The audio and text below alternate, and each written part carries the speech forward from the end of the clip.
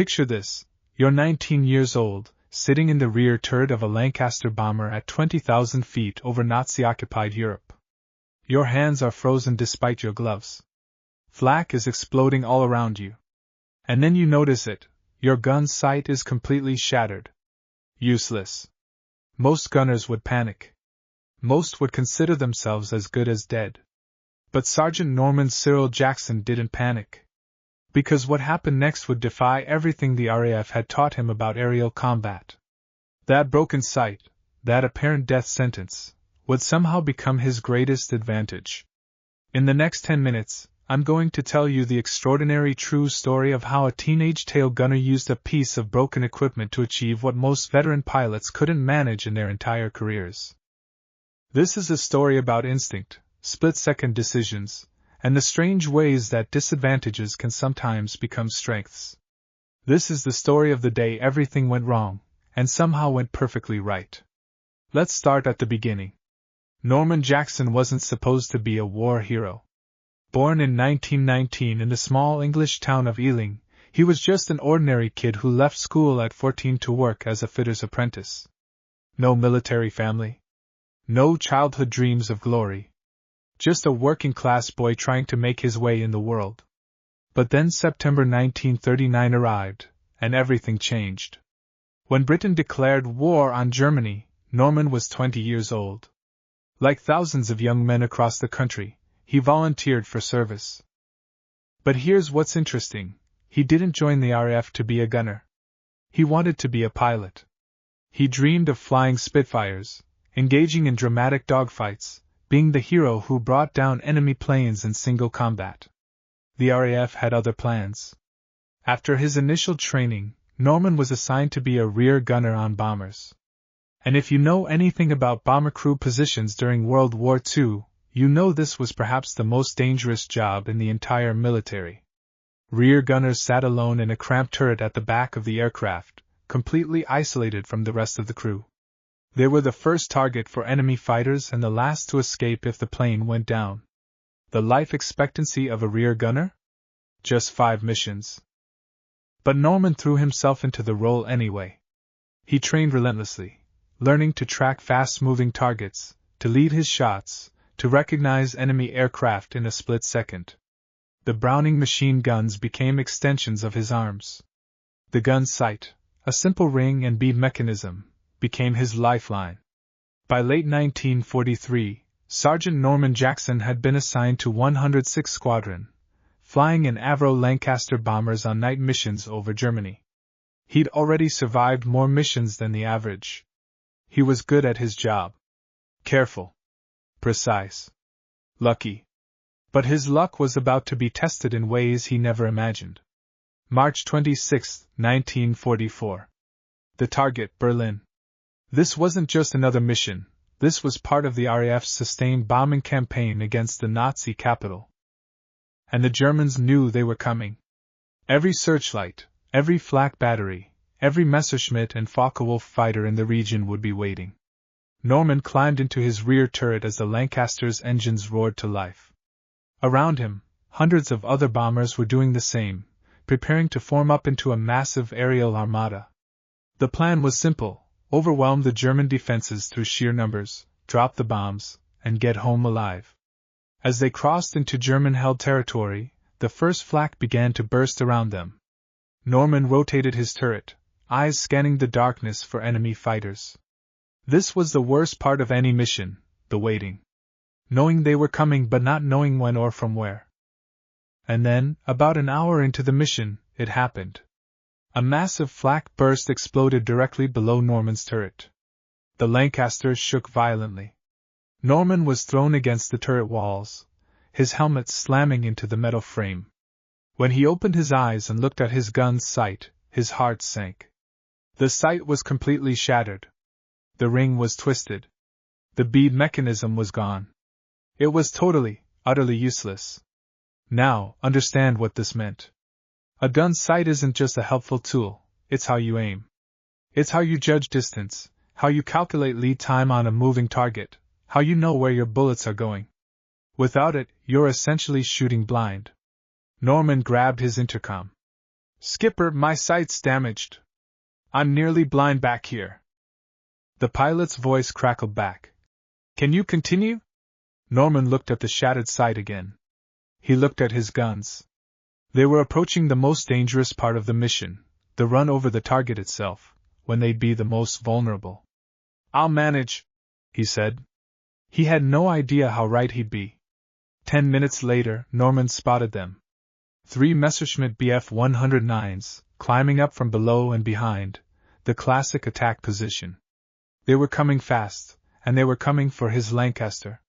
This is where Norman made a decision that would change everything. Instead of trying to use his broken sight, instead of attempting to aim the traditional way he'd been trained, he did something completely instinctual. He ignored the sight entirely. He just looked at the fighters. He let his eyes and his gut tell him where to point the guns.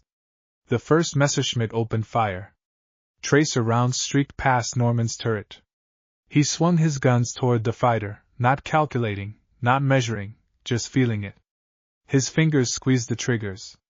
The Browning machine guns roared to life. The first burst missed. But Norman didn't panic. He adjusted, following the Messerschmitt's movement with his eyes, letting his hands move the guns instinctively. The second burst caught the fighter's wing. The third burst hit the engine cowling. Smoke poured from the Messerschmitt. It rolled away and began spiraling downward. Norman didn't have time to celebrate. The second fighter was already coming in. What happened next was like a deadly dance. The Messerschmitt jinked left, trying to throw off Norman's aim. But without the sight to distract him, Norman's focus was purely on the aircraft itself. He tracked it like a hunter tracking prey, not with instruments, but with pure instinct. Another burst. Another hit. The second fighter broke off, trailing smoke. But here's what's remarkable. Norman was shooting better without the sight than he ever had with it.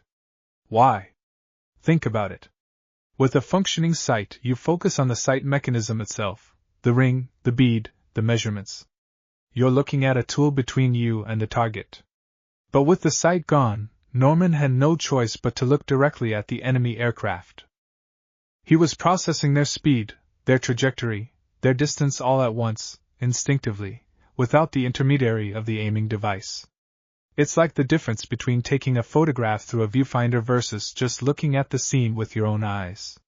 Sometimes, removing the tool actually enhances the connection. The third Messerschmitt came in from a different angle, trying to catch Norman off guard. But Norman was in a zone now. His fear had burned away. There was only the targets, the guns, and his instinct. He fired again.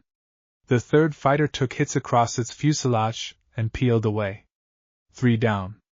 The Lancaster continued toward Berlin, but the night was far from over. As they made their bombing run, the moment when the aircraft had to fly straight and level, making them sitting ducks, Norman spotted 3 more Messerschmitts approaching from the starboard side. His ammunition was running low. His hands were cramping from the cold and the vibration of the guns. But he'd found something in that turret, a clarity he'd never experienced before. The fourth fighter came in fast and low. Norman let it get closer than he should have, closer than any training manual would recommend. But he was operating on pure instinct now. At what felt like the last possible second, he opened fire. The Messerschmitt flew directly into his stream of bullets and erupted in flames. 4. The fifth fighter tried a head-on pass, extremely dangerous for both parties.